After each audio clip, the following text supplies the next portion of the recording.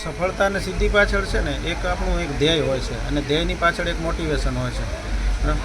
તો મોટિવેશન અને બીજી જરૂરિયાત એ પણ એક આપણી નજર સમક્ષ હોય છે.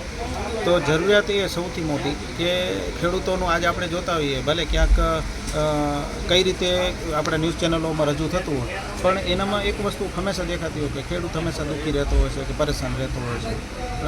તો એને જે ખર્ચ એના હાથમાં નથી, એની સામે ઉત્પાદન એને કેટલું મળશે અને માલની શું કિંમત મળશે, વળતર મળશે, એ પણ એના હાથમાં હોતું નથી. ત્યારે ખેડૂતને ઘણી વખત નિરાશા થતી હોય છે. ક્યારેક ખર્ચો વધી જાય અને આવક ઓછી થાય એના હિસાબે. તો અત્યારે આ જે છે ને આ પ્રકલ્પ એવો છે કે અમે અત્યારે જે આજના તબક્કામાં, આજની તારીખમાં, જેને કહીએ કે આજના સમયની અંદર, આની અંદર આપણે જે વસ્તુ નાખવાની છે, જેમ કીધું કે છાણ, ગૌમૂત્ર, ગોળ, છાશ અને ચોખા અને પાણી, આ બધી વસ્તુઓ જે આપણે ટ્યુબની અંદર નાખીએ ને એની અંદર જે આપણને લિક્વિડ પ્રવાહી ખાતર જે તૈયાર થાય છે, પ્રવાહી ખાતર, એ પ્રવાહી ખાતર આપણે જમીનની અંદર આપણે જો ડ્રીપ ઇરિગેશન હોય તો ઓછામાં ઓછું આપણે છે ને 50 લીટર આપણે એકરે મોકલાવીએ, બરાબર, એક પિયતની અંદર.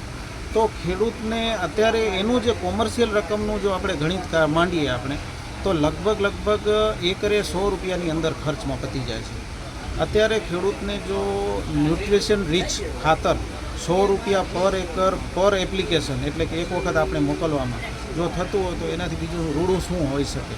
આ એક મોટિવેશન છે મોટામાં મોટું કે આપણે ઓછામાં ઓછા રકમની અંદર આપણે ખેડૂતને આપણે આપી શકીએ. બીજું આની અંદર જમીનની અંદર ફાયદો એ થાય છે કે જમીન એટલી પોચીને ભરભરી થઈ જાય છે કે એની અંદર ખેડવામાં, જ્યારે પાકને આપણે બદલાવતા હોઈએ ત્યારે ખેડવામાં ખર્ચ પણ ઓછો લાગે છે, ઢેફા પણ ઓછા થાય છે.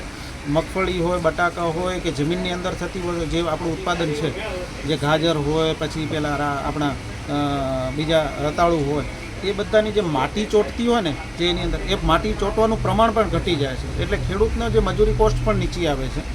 રાસાયણિક ખાતરોનો વપરાશ બહુ ઘટીને ધીમે ધીમે નહીવત જેવો થઈ જાય છે.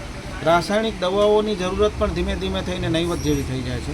અને ખેડૂતના આખરે બચત સારી થાય છે, ઉત્પાદનની ગુણવત્તા વધે છે, ઉત્પાદનની પોતાની સ્વયં ટકાઉ શક્તિ પણ વધે છે, અને એનો જે ચમક છે એ ચમક પણ સારી આવે છે. અને સ્વાભાવિક ગુણ હોય ને કોઈ પણ વસ્તુનો, દાખલા તરીકે આપણે કોઈ ફળ છે, કેળું છે કે સફરજન છે, તો એનો જે કુદરતી સ્વાદ છે એ સ્વાદ જે છે એ ડેવલપ થતો હોય છે. આ બધા ફાયદાઓ છે. માત્ર 100 રૂપિયા પર એકર પર એપ્લિકેશનના ખર્ચની અંદર જો થતું હોય તો ખેડૂત માટે એકદમ સારામાં સારો આ પ્રકલ્પ કહી શકાય એવું મારું માનવું છે. અને એના માટેનું એક આ મોટિવેશન છે કે આપણે આ વસ્તુ આપણે બજારની સમક્ષ મૂકી છે.